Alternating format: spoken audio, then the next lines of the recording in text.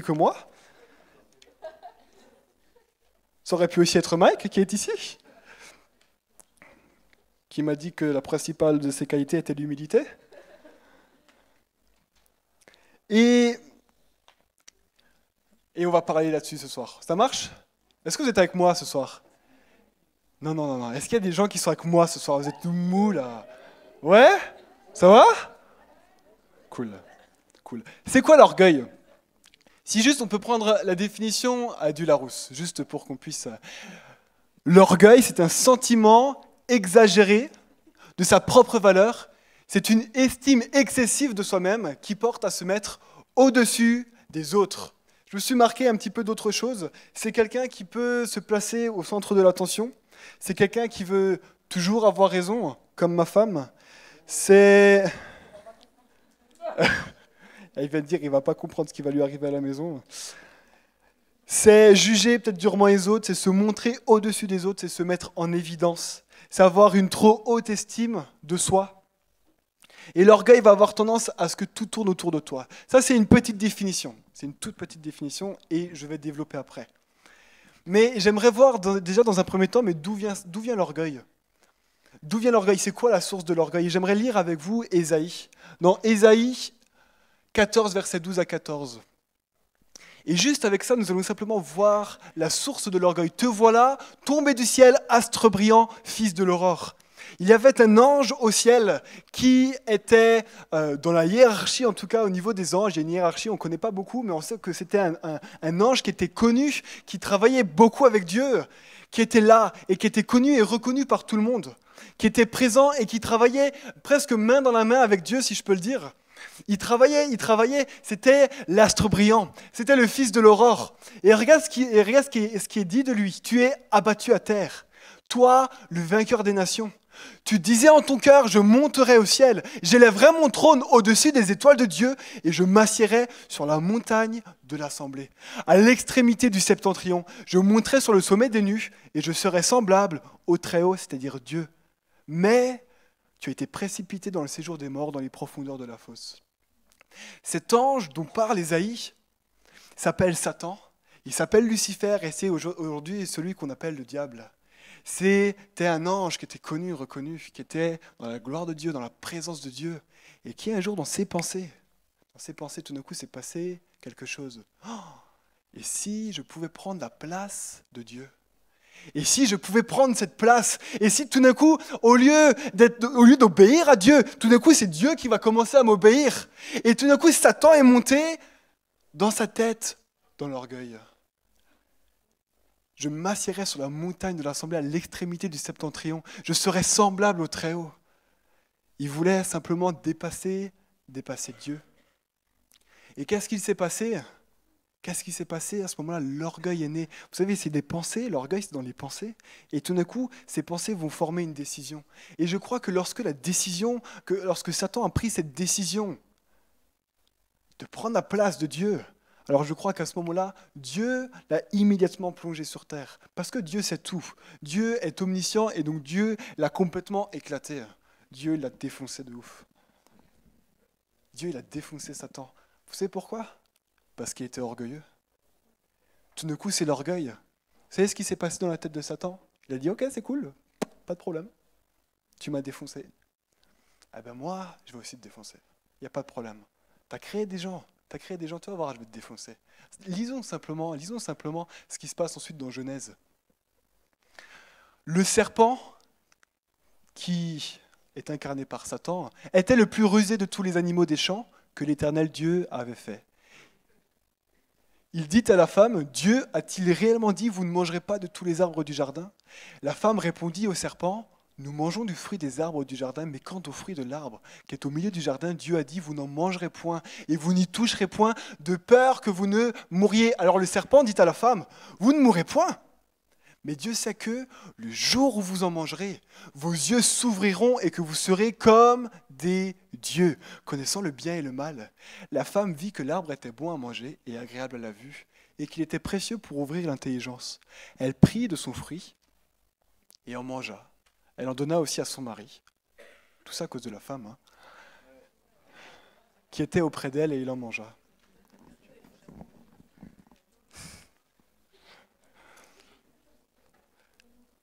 Satan, il s'est dit, ok, je suis tombé par l'orgueil, eh ben vous savez ce que je vais faire? Vous savez ce que je vais faire?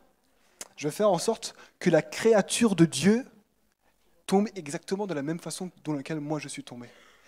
Et Satan, le but de Satan, c'est de détruire l'humanité par l'orgueil, mais c'est de détruire Dieu par ceci. Pourquoi? Vous croyez que ça n'a pas fait de mal à Dieu lorsque Adam et Ève ont péché?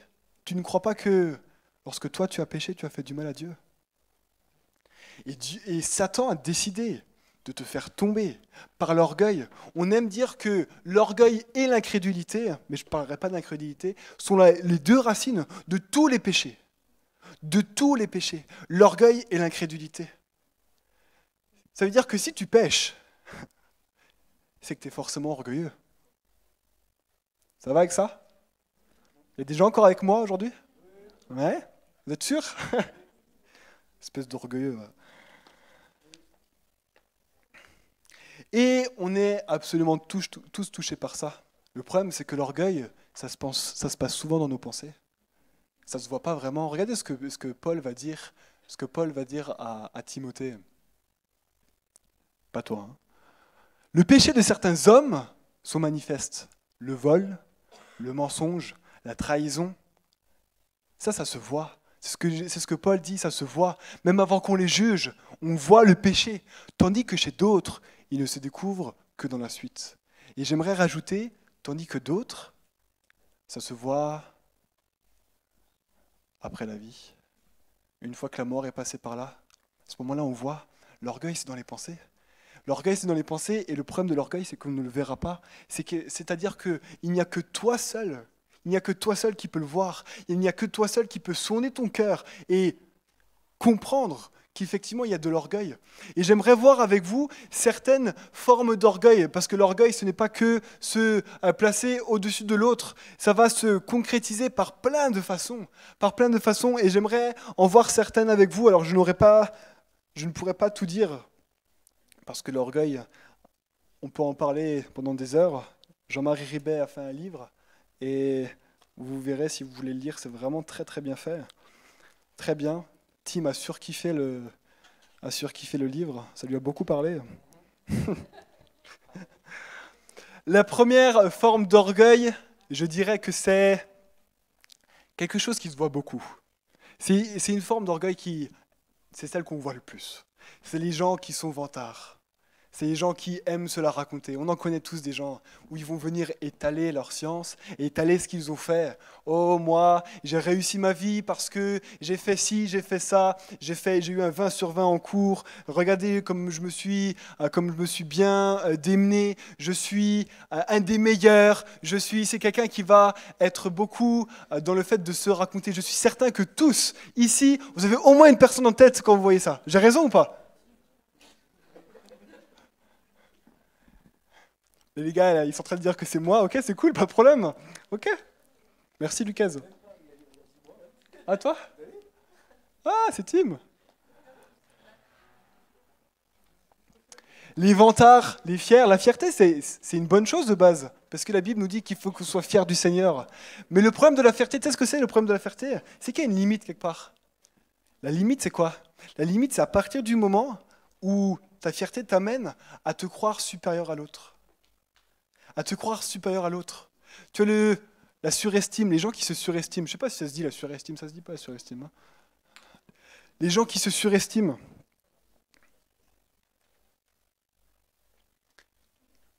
Il y a des gens qui se sous-estiment et des gens qui se surestiment. Les deux sont des formes d'orgueil. La première catégorie de personnes, ceux qui se surestiment, ce sont des gens qui croient qu'ils sont mieux que les autres. Et puisqu'ils sont mieux que les autres, alors ils peuvent faire plein de choses et ils y vont. Ils y vont et puis ils vont croire au-dessus des autres, ils vont arracher les gens, ils vont les défoncer, etc. Ceux qui se sous-estiment, c'est aussi une forme d'orgueil. C'est aussi une forme d'orgueil. Regardez ce que la Bible dit. L'orgueil précède la chute. Je crois que quand on se surestime, alors on n'est pas loin de la chute.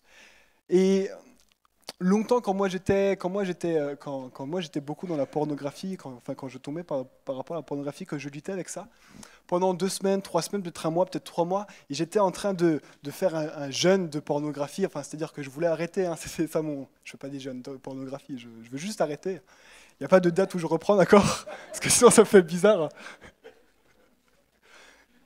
Je faisais ça, et puis et à un moment donné où tout d'un coup, c'est bon, je gère, plus besoin de Dieu, je n'ai plus besoin de Dieu, et c'est bon, là c'est bon, je vais plus tomber. Et la semaine même, je tombais, pourquoi? Parce que l'orgueil précède la chute. L'orgueil précède la chute. Tu te sens tellement debout, tu te sens debout, tu te sens debout, et tu ne prends plus garde, et tu tombes. Lorsque tu n'écoutes pas tes profs, tes parents, parce que tu te surestimes, qu'est-ce qui se passe? Tu leur désobéis parce que tu t'es surestimé, et ensuite, c'est à cause de ton orgueil. C'est parce que tu te crois meilleur qu'eux, tu te surestimes. Quand tu n'écoutes pas tes parents, c'est que tu te surestimes, c'est ton orgueil qui fait que tu désobéis. Parce que tu penses que tu as raison. Tu penses que tu vaux mieux que tes parents. Tu penses que l'expérience de tes parents, c'est n'importe quoi. Et je suis passé par là aussi. Hein. Moi aussi, j'écoutais pas mes parents. Mais ça va, et faites, même vous l'avez fait au bout d'un moment. Bande d'orgueilleux. Ça, je crois que c'est une forme d'orgueil qui va se voir beaucoup. Ça se voit. Voyons une deuxième forme d'orgueil qui va moins se voir, mais un peu quand même. Si tu peux juste actionner le bouton. C'est le fait, dans un premier point, d'être le premier. Il y a certaines personnes qui sont ici et qui veulent être le premier. Ils veulent être le meilleur. Ils veulent pas être meilleur, ils veulent être le meilleur pour qu'on puisse parler d'eux. Pour qu'on puisse parler d'eux. Ils veulent être le premier parce qu'à leur ego, ça les flatte. Tout d'un coup, on va dire, waouh, t'as vu ça? Être le premier, peut-être, à donner un témoignage, être le premier à l'école, être le premier à se marier, le premier à avoir une belle voiture. On veut être le premier à avoir des choses. On veut être le premier dans certaines catégories. On veut être le premier à donner peut-être des paroles de connaissance. On veut être le premier. Pourquoi? Parce que ça va nous flatter dans notre ego. Ça va nous flatter dans notre ego. Et le fait d'être le premier, tout d'un coup, va nous emmener dans un esprit de compétition. Et tout d'un coup, tu vas regarder les gens autour de toi et tu vas devenir jaloux parce que tu veux être le premier et parce que tu veux... C'est ce qui s'est passé pour moi lorsque... Et là, je me dévoile à vous, hein, je m'humilie devant vous parce que moi-même, je suis orgueilleux. C'est vrai, ça se voit pas trop, mais c'est vrai. Arrêtez de vous racler la gorge, là. Qu'est-ce que vous avez quand tout d'un coup j'ai vu un Youssef prendre des responsabilités, je peux vous dire que ça m'a fait mal. Parce que je voulais être le premier de mon âge à rentrer dans les responsabilités. Youssef a à peu près mon âge. Oh, ça m'a fait mal. Ça fait mal à mon ego. Parce que je voulais être le premier. Tout d'un coup, je suis rentré dans un esprit de compétition et j'ai commencé à jalouser Youssef. Parce que moi-même, au bout de moment, je voulais prendre des responsabilités. Alors je vous rassure que lorsque j'ai pris les responsabilités aujourd'hui que j'ai, j'étais plus dans cet état d'esprit, Dieu merci, parce que sinon j'aurais eu un peu des difficultés. Mais encore aujourd'hui, je veux être le meilleur. Encore aujourd'hui, je galère moi-même avec cela. Et toi, avec quoi est-ce que tu galères par rapport à l'orgueil?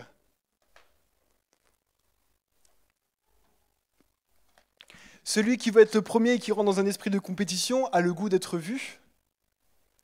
Tout d'un coup, il a envie d'être vu. Pourquoi? Mais juste pour flatter son ego.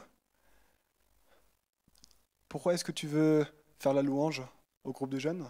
Pourquoi est-ce que tu veux servir? C'est bien de servir, c'est bien de faire la louange. Je suis en train de te parler de tes motivations qui sont au fond de ton cœur. Pourquoi? Pourquoi est-ce que tu veux faire tout ça? Pourquoi est-ce que tu veux faire peut-être des études, des hautes études? Parce que tu as envie qu'on te voie? Tu as envie peut-être qu'on te fasse des compliments? Parce que celui qui veut être le premier, celui qui rentre dans cet esprit de compétition, qui a le goût d'être vu, a également le goût des compliments. Il va rechercher les compliments. Pourquoi est-ce que tu fais ce que tu fais? savez, lorsque j'ai fini une prédication, généralement, quand j'ai bien réussi, je vais voir mes potes, leur dire alors, t'as trouvé comment? Vous savez pourquoi je le fais? Parce que je veux des compliments, je le ferai pas ce soir, promis. Parce que je veux avoir des compliments. Je me dévoile à vous les amis pour vous montrer que je suis quelqu'un de très orgueilleux et que je crois que nous le sommes tous. Nous sommes tous rongés par ça.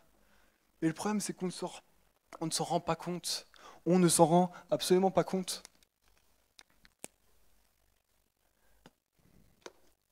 Ensuite, il y a une troisième forme d'orgueil. Et je vais appeler ça le culte de l'apparence. Et ça, je suis convaincu qu'on y est tous dedans. Garçons, filles, tous. On est dans une génération où on nous prône ce culte de l'apparence. Pourquoi tu t'habilles comme ça? Pourquoi tu mets autant d'argent dans les habits? Est-ce que c'est vraiment pour toi? Ou c'est pour que les autres te regardent? Pour que les autres t'admirent? Pourquoi est-ce que les filles, vous passez autant de temps devant un miroir, à vous maquiller, à vous coiffer? Les mecs, vous inquiétez pas, hein, vous avez aussi votre tour. Hein. Les gars, pourquoi, honnêtement, les gars, pourquoi est-ce que vous passez autant de temps à faire du sport? Est-ce que c'est pour votre corps? Est-ce que c'est pour votre corps? Ou est-ce que c'est pour qu'on regarde et voit, waouh, t'as vu les bras? T'as vu les bras? T'as vu les pecs? Ah, ça commence à parler là, c'est ça? Ça commence à parler aux gens, l'orgueil. Pourquoi vous faites tout ça?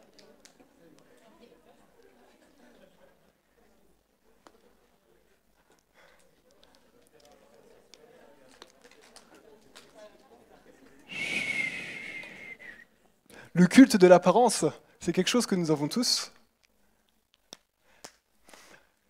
Vous avez des faiblesses que vous n'avez jamais dit à personne. Pourquoi? Pourquoi vous le dites à personne? Vous avez peur de vous dévoiler au grand jour? Vous avez peur que tout d'un coup votre apparence est cassée?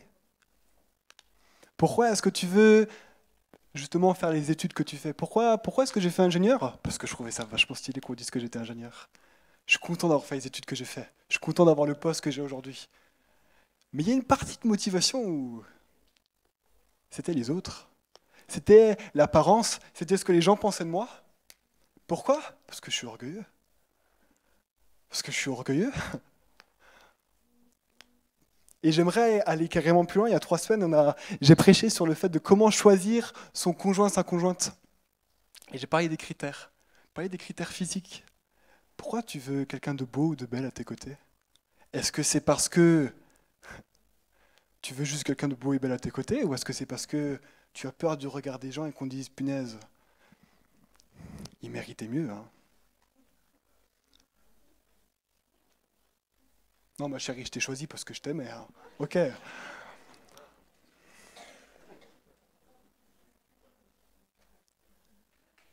Le culte de l'apparence, je crois on est un peu tous dedans. Pourquoi? Pourquoi? Parce que notre ego, parce que nous, c'est important. Nous, on doit montrer une bonne image de nous-mêmes. Parce que sinon, les gens, ils vont penser quoi? Ensuite, je peux encore parler de péché. On va parler d'égoïsme. D'égoïsme. Je crois qu'on est à peu près tous aussi égoïstes dans cette société individualiste. Et simplement un petit exemple. Vous êtes 5, vous prenez une photo. C'est qui la première personne que vous regardez sur la photo?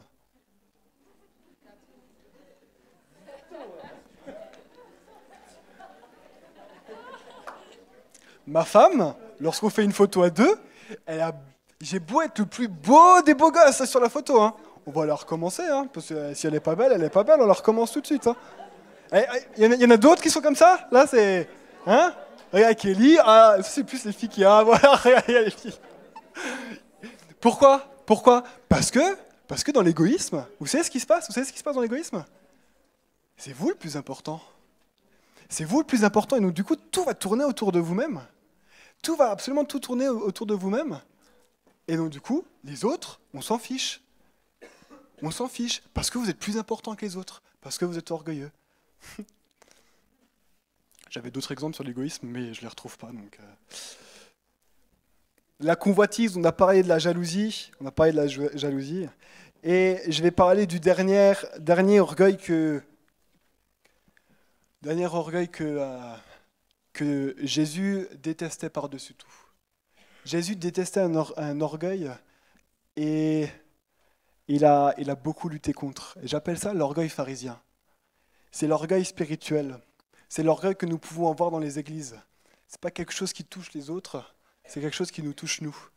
C'est déjà dans un premier temps penser que nous avons la plus belle église, nous avons la meilleure façon d'adorer, la meilleure façon de faire les cultes. Mais ensuite, ça se passe au plus profond encore. Je suis la personne qui prie le mieux. Et je vais le montrer. Pourquoi tu pries fort? Pourquoi tu pries fort? Pourquoi tu chantes fort? Parce que tu crois que tu es quelqu'un de tellement spirituel. Il y a certaines personnes, vous dites à voix haute, je prie 1 à 2 heures par jour. Pourquoi tu le fais? Pourquoi tu le dis? L'orgueil spirituel, les pharisiens étaient là avec leur belle toge. Ils aimaient, vous savez ce qu'ils aimaient? Ils aimaient passer devant les gens, ils aimaient avoir la première place. Ils aimaient cela. On leur donnait. Parce qu'ils avaient la notoriété, mais c'était un orgueil spirituel. Pourquoi? Parce qu'ils utilisaient le nom de Dieu pour faire ça. Ils utilisaient le nom de Dieu parce que moi, je suis le pasteur, je suis le curé, je suis tatati tatata. Eh bien, j'ai le droit d'avoir cette place, j'ai le droit d'être honoré, j'ai le droit d'être connu et reconnu par tous, j'ai le droit d'avoir le micro. Certaines personnes d'entre vous, vous vouliez à tout prix donner un témoignage. Mais c'est quoi la réelle motivation? Est-ce que c'est ton orgueil à toi ou est-ce que c'est de rendre la gloire à Dieu? Est-ce que c'est de rendre gloire à toi ou gloire à Dieu? L'orgueil spirituel est quelque chose que Jésus détestait par-dessus tout. Et vous savez, je crois que l'orgueil, c'est surtout une question de motivation, c'est une question dans son cœur. Tu peux faire beaucoup de choses, tu peux venir prêcher. Si ta motivation, c'est la gloire de Dieu, let's go frérot. Par contre, et dans beaucoup de cas, et souvent, surtout quand vous n'avez jamais prêché ou quoi que ce soit, vous voulez juste vous rendre la gloire à vous-même et puis vous voulez vous montrer en fait. Un témoignage, c'est pareil.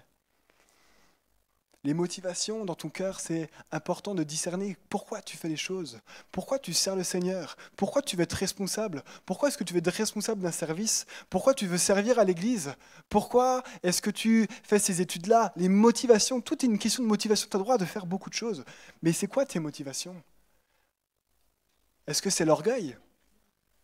Je vous ai donné un peu des pistes d'orgueil. Je ne vous ai pas tout donné. Il y a tellement de possibilités d'orgueil, de formes d'orgueil. Je ne vous ai pas tout donné, c'est pas possible. C'est pas possible. J'y arrive pas et j'aurai pas assez de temps. Déjà 2 heures, c'est déjà pas beaucoup pour prêcher. Alors vous imaginez si je rajoute en plus des trucs comme ça. Et j'ai envie de voir avec vous un homme orgueilleux dans la Bible. Comment est-ce qu'il arrivait à devenir humble? Et j'ai envie de parler avec vous de Pierre. Pierre était quelqu'un d'orgueilleux, et on va juste le lire dans Matthieu 26, versets 30 à 34. Après avoir chanté les cantiques, ils se rendirent à la montagne des Oliviers. Alors Jésus leur dit, « Je serai pour vous tous, cette nuit, une occasion de chute, car il est écrit, je frapperai le berger, et les brebis du troupeau seront dispersées.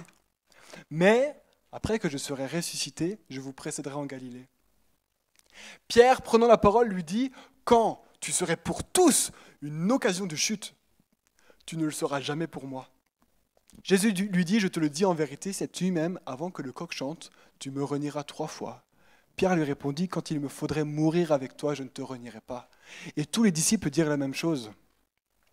Dites-moi, c'est quoi les formes d'orgueil que vous pouvez discerner en Pierre?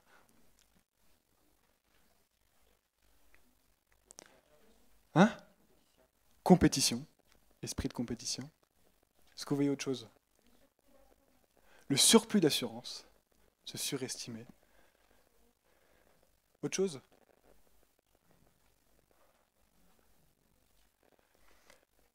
Pierre, c'est quelqu'un qui veut déjà être le premier. Quand tu serais pour tous une occasion de chute, sache que moi je serai le meilleur. Il veut être le premier. Il a cet esprit de compétition, comme Tim dit. Il est en train de se comparer à tout le monde, il est en train effectivement, de se mettre en valeur. Il est en train de se dire, ok, moi je suis meilleur que tout le monde. Je suis meilleur que tout le monde. Il est en train de se surestimer, comme Lauriane disait, en train de se surestimer. Il se surestime, puisque Jésus lui dit, frérot, toi tu vas chuter de ouf, quoi. Et lui dit, non, non, non, non, non, non, pas du tout, c'est pas possible. Moi je vais y arriver. Pierre est quelqu'un d'orgueilleux. Il est vraiment orgueilleux. Il le fait devant tout le monde, il n'en a rien à faire, il est prêt à écraser les autres. Même eux, ils vont tomber, mais pas moi. Pierre est quelqu'un d'orgueilleux. On aime dire que Pierre était un fonceur. Et généralement, on dit de certaines personnes que ce sont des fonceurs. Mais des fois, les fonceurs, ils le font parce qu'ils sont orgueilleux. Pas tous, mais certains. Pierre faisait partie de ces gens-là. Pierre était fonceur à cause de son orgueil. Et j'ai envie de voir avec vous, qu'est-ce qui s'est passé pour qu'il arrive à une étape d'humilité. Et on va lire Matthieu 26, on va lire la suite du chapitre. Cependant, Pierre était assis dehors dans la cour. Une servante s'approcha de lui et dit, « Toi aussi, tu étais avec Jésus le Galiléen. » Mais il le nia devant tous, disant, « Je ne sais ce que tu veux dire. » Comme il se dirigeait vers la porte, une autre servante le vit et dit à ceux qui se trouvaient là, « Celui-ci était aussi avec Jésus de Nazareth. » Il le nia de nouveau avec serment. « Je ne connais pas cet homme. » Peu après, ceux qui étaient là, s'étant approchés, dirent à Pierre, « Certainement, tu es aussi de ces gens-là, car ton langage te fait reconnaître. » Alors il se mit à faire des imprécations et à jurer, « Je ne connais pas cet homme. » Aussitôt le coq chanta, et Pierre se souvint de la parole que Jésus avait dite. « Avant que le coq chante, tu me renieras 3 fois. » Et étant sorti, il pleura amèrement. Pierre était quelqu'un qui était convaincu de lui, et à cette étape-là de sa vie, il se rend compte de qui il est vraiment. Il se rend compte qu'il se croyait fort, mais en fait il est faible. Il se croyait bon, en fait il est nul. Il se croyait obéissant à Jésus, il lui a désobéi. Il pensait avoir l'assurance que Jésus était son maître et tout d'un coup, il a eu honte de Jésus. Il a renié 3 fois Jésus et tout d'un coup, il a découvert qui il était. Il a découvert qui il était vraiment. Et je crois que pour passer d'une étape d'orgueil à l'étape d'humilité, il va falloir que tu saches qui tu es vraiment. L'humilité, c'est savoir qui tu es. Parce que si tu sais vraiment qui tu es, alors tu ne te surestimeras pas. Tu as ta propre valeur, tu as ta juste valeur. Tu ne vas jamais être au-dessus de ce que tu crois. Non, non, tu ne le seras jamais. Parce que tu seras humble, parce que tu sais vraiment qui tu es. Tu sais vraiment qui tu es. Ça, c'est important. L'humilité, c'est savoir qui on est. C'est savoir qui on est.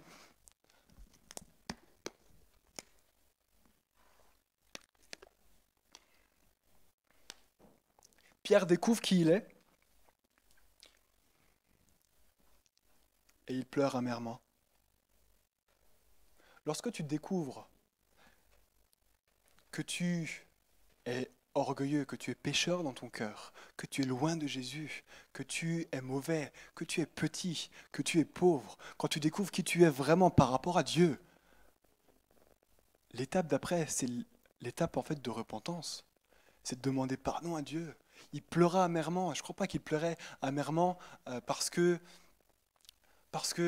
voilà, il a regretté. Non, non, non, je crois qu'il a vraiment découvert qui il était vraiment. Il pleura amèrement parce que il voulait juste demander pardon à Dieu. Je crois que l'étape après savoir qui tu es, c'est de demander pardon à Dieu. C'est une étape vers l'humilité. C'est une étape vers l'humilité. Vous savez, je crois que l'humilité, ça se recherche. La Bible dit recherchez l'humilité, revêtez-vous. Ça veut dire qu'il y a certaines choses qui sont à faire. Pierre, il est là, il découvre qui il est. Pierre, il est là, il pleure amèrement. Il est là, il demande pardon à Dieu. Et je crois que si tu veux vraiment arrêter avec l'orgueil et devenir humble, il va falloir que tu saches qui tu es. Mais également, il va falloir que tu demandes pardon à Jésus. Il va falloir que tu demandes pardon à Dieu. La suite, et je vous donne d'autres pistes pour devenir humble. Peut-être que tu es là et que tu vas être grand spirituellement. Les disciples aussi le voulaient. Ils vont être grands spirituellement et carrément, au bout d'un moment, ils se battent. Ils se battent. Vous savez, c'est quoi le conseil que Jésus a donné pour devenir humble? Si tu peux juste mettre le verset... Voilà. Luc 22, versets 24 à 27. Il s'éleva aussi parmi les apôtres une contestation. Lequel d'entre eux devait être estimé le plus grand? Jésus leur dit, les rois des nations les maîtrisent et ceux qui les dominent sont appelés bienfaiteurs. Qu'il ne soit pas de même pour vous. Mais que le plus grand parmi vous soit comme le plus petit et celui qui gouverne comme celui qui sert. Car quel est le plus grand? Celui qui est à table ou celui qui sert? N'est-ce pas celui qui est à table? Et moi, cependant, je suis au milieu de vous comme celui qui sert. Jésus nous dit, tu veux être grand? Tu veux contrer cet orgueil, tu veux rechercher l'humilité, tu veux te revêtir de l'humilité. Fais-toi le plus petit, va commencer à servir les gens. Va commencer à servir les gens à Impact Jeunesse. Commence à servir, viens ici pour combattre cet orgueil, viens ici. Et commence à servir, commence à faire la VP, la sono, commence à faire l'accueil, la sécurité. Viens servir pour te faire serviteur de tous, te faire serviteur du plus petit. Quand il y a quelqu'un qui t'appelle avec des problèmes, mais réponds et serre-le de tout ton cœur comme si c'était le plus petit de Jésus. Serre-le. Tu veux apprendre l'humilité, commence à confesser tes péchés. Certains d'entre vous, vous ne confessez pas vos péchés parce que vous êtes sous l'orgueil, parce que c'est difficile. C'est difficile de dire tes défauts. C'est difficile de dire là où tu en es. Difficile. Viens confesser tes péchés. Viens et donne à quelqu'un cette opportunité-là et tu verras que ça va te faire beaucoup de bien. Tu vas voir que ça va te faire beaucoup de bien.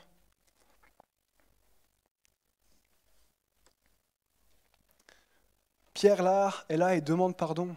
Pierre est là et continue son chemin. Jésus est ressuscité, il voit Jésus, il a une discussion avec Jésus. Il a une conversation avec Jésus et Jésus monte au ciel. Et pendant 10 jours, il va prier pour que le Saint-Esprit vienne et tout d'un coup, il est rempli du Saint-Esprit. Pierre sait qui il est. Pierre, il demande pardon. Pierre, il est rempli du Saint-Esprit. Et ensuite, Pierre, dans Acte 3, va guérir une personne. Et regardez ce qui se passe dans Acte 3, versets 11 à 12. J'ai bientôt fini, ne vous endormez pas. Comme ils ne quittaient pas Pierre et Jean, donc le paralytique qui était guéri, comme ils ne quittaient pas Pierre et Jean, tout le peuple étonné accourut vers eux au portique dit de Salomon.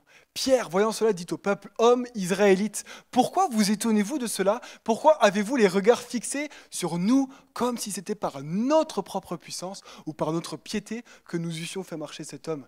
Tout d'un coup, Pierre est quelqu'un qui a été transformé. Ça, c'est pas longtemps. Ça, c'est une soixantaine de jours après le fait qu'il ait renié Jésus. Après cette étape d'orgueil, 60 jours après, 70 jours après, il est comme ça. Tout d'un coup, mais non, mais c'est pas moi. Le Pierre d'avant, il aurait fait, vous avez vu? Vous avez vu comme je suis? Guérir quelqu'un. Et voilà, la puissance de Dieu, elle est sur moi. Ça, c'était le Pierre d'avant. Et là, tout d'un coup, il y a un Pierre qui est transformé. Il y a un Pierre qui a changé. Tu as besoin de savoir qui tu es, tu as besoin de demander pardon et tu as besoin du Saint-Esprit. Tu as besoin d'être rempli du Saint-Esprit pour rentrer dans cette étape d'humilité. Vous savez, l'humilité est quelque chose d'important. La Bible dit que Dieu résiste aux orgueilleux. Peut-être que tu es ici et Dieu te résiste. Peut-être que tu es ici et ça fait 1000 ans que tu pries pour quelque chose. Peut-être que c'est parce que tu es orgueilleux. Peut-être que tu demandes à avoir des dons. Peut-être qu'il ne te les donne pas parce que tu es orgueilleux. Mais la Bible dit que Dieu résiste aux orgueilleux, mais fait grâce aux humbles. Et fait grâce aux humbles. Et je conclus. Si simplement on peut juste fermer les yeux, je vais juste lire un texte.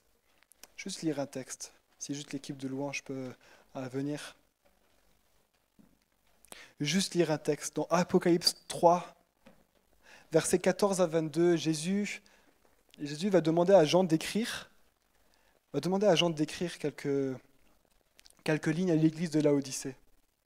Et voici ce que Jésus va dire. Je ne lis pas tout, mais je vais en lire quelques-uns. Je vais en lire quelques versets. Apocalypse 3, verset. Voici ce que dit l'Amen, le témoin fidèle et véritable, le commencement de la création de Dieu. Parce que tu dis, je suis riche je me suis enrichi et je n'ai besoin de rien. Et parce que tu ne sais pas que tu es malheureux, misérable, pauvre, aveugle et nu, je te conseille d'acheter de moi de l'or éprouvé par le feu, afin que tu deviennes riche et des vêtements blancs, afin que tu sois vêtu et que la honte de ta nudité ne paraisse pas, et un collier pour oindre tes yeux afin que tu vois. Et je crois que Dieu m'a demandé de parler sur l'orgueil ce soir, et je crois que on aurait pu écrire ce texte par écrit à l'ange de l'église de Impact Jeunesse. Tu dis je suis riche, tu dis je me suis enrichi, tu dis que je n'ai besoin de rien, et tu ne sais pas que tu es malheureux, misérable, pauvre, aveugle et nu. Tu ne sais pas. Pourquoi ? Parce que l'orgueil te ferme les yeux. L'orgueil te ferme les yeux. Tu ne le vois plus. Tu ne sais plus. Alors que tu as les yeux fermés, juste commence à réfléchir à ça. Tu es orgueilleux. Tu ne sais pas. Tu te penses bien. Tu te penses bon. Tu te penses pas tellement pécheur. Tu te penses tellement heureux. Et Jésus va donner des conseils. Je te conseille d'acheter de l'or éprouvé par le feu.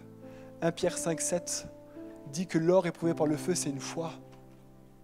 C'est la foi qui est capable de résister aux tentations. Je te conseille d'acheter de moi de l'or éprouvé par le feu, afin que tu deviennes riche. Tu as besoin de cette foi qui résiste aux tentations. Je te conseille d'acheter de moi des vêtements blancs, afin que tu sois vêtu et que la honte de ta nudité ne paraisse pas. Les vêtements blancs,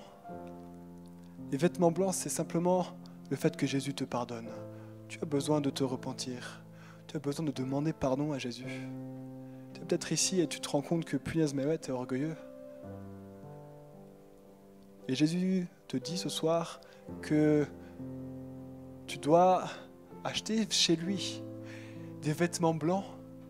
Demande-lui, acheter ne veut pas dire que tu dois donner de l'argent, ne veut rien dire de choses comme ça.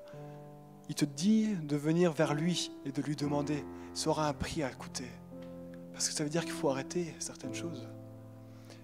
Il faut demander et revenir en arrière par rapport à l'orgueil.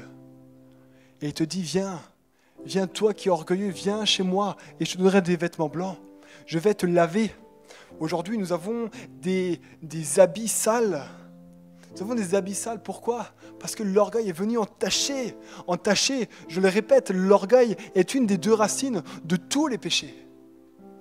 Nous sommes remplis d'orgueil. Tu as besoin de ces vêtements blancs. C'est Jésus qui donne cela. Jésus est mort sur la croix. Jésus est mort sur la croix pour te donner ces vêtements blancs. Sinon, tu n'aurais pas pu.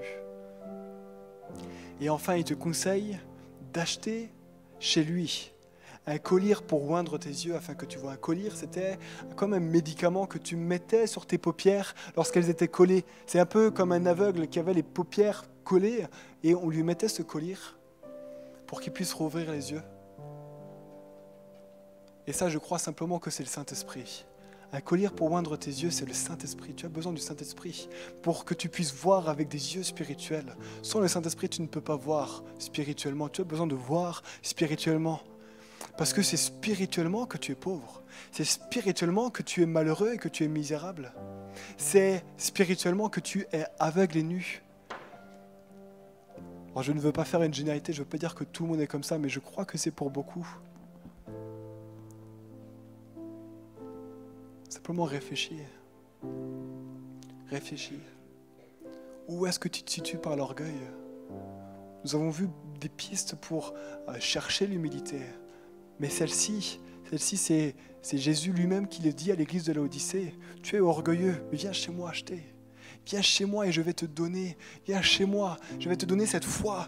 Viens chez moi et je vais te donner ce vêtement blanc. Je vais te pardonner. Viens chez moi et tu auras le Saint-Esprit. Je vais te remplir de ton esprit. Je ne sais pas où est-ce que tu te positionnes. Certains d'entre vous, vous n'êtes toujours pas convaincus d'être orgueilleux.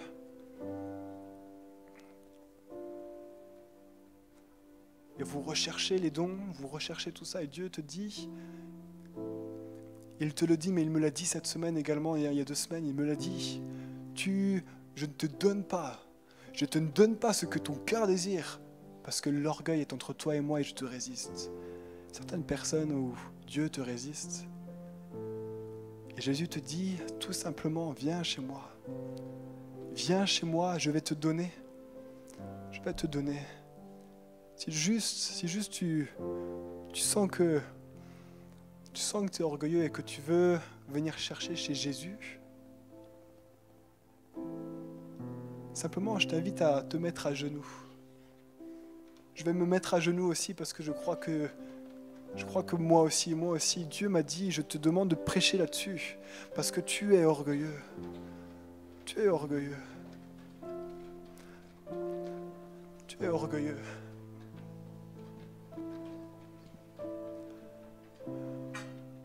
Simplement maintenant, commence juste à demander à Jésus. Demander à Jésus cette foi. Demander à Jésus ce vêtement blanc. Demander à Jésus le Saint-Esprit. Je crois que Jésus veut opérer. Le Saint-Esprit est là. Le Saint-Esprit est là. Le Saint-Esprit est là, il est en train d'opérer dans les cœurs. Commence à élever ta voix. Commence à élever ta voix. Je ne vais pas prier pour toi, c'est toi qui dois prier pour toi. Moi, je connais mon cœur. Moi, je sais ce dont j'ai besoin. Toi, tu sais ce dont tu as besoin. Simplement, commence à demander à Jésus. Oh Jésus, j'ai besoin de toi. Oh Jésus, je suis orgueilleux. Oh Jésus, je suis orgueilleux, je te demande tellement pardon. Je te demande pardon. Jésus, je te demande tellement pardon. Je te demande pardon pour nous tous. Jésus, nous sommes tellement faibles. Jésus, de ne même pas distinguer que nous sommes orgueilleux. Nous ne le voyons même pas. Et Satan est toujours là en train de nous chercher parce qu'il veut nous faire tomber par l'orgueil. Jésus, je te demande tellement pardon. Oh Jésus, je suis tellement pardon. Tellement pardon. Je suis tellement mauvais. Oh Jésus, viens nous aider. Oh Jésus, viens nous aider. Alors juste que Kelly va juste prendre un chant. Le Saint-Esprit est là, le Saint-Esprit est en train d'opérer et je t'invite juste à continuer à prier. Alors que Kelly va commencer à prendre un chant, je t'invite à continuer à prier. Le Saint-Esprit est là, le Saint-Esprit veut opérer en toi. Il veut te donner ce vêtement blanc, il veut te donner le Saint-Esprit pour que tu puisses discerner ce qu'est l'orgueil et pour que tu puisses être rempli d'humilité. Il veut te montrer à quel point tu es mauvais, à quel point tu es pécheur. Parce que l'orgueil te montre que tu n'es pas pécheur. Il veut te montrer à quel point, si tu l'es juste alors que Kelly va commencer ce chant, simplement continue de prier. Saint-Esprit est en train d'opérer des miracles, le Saint-Esprit est là.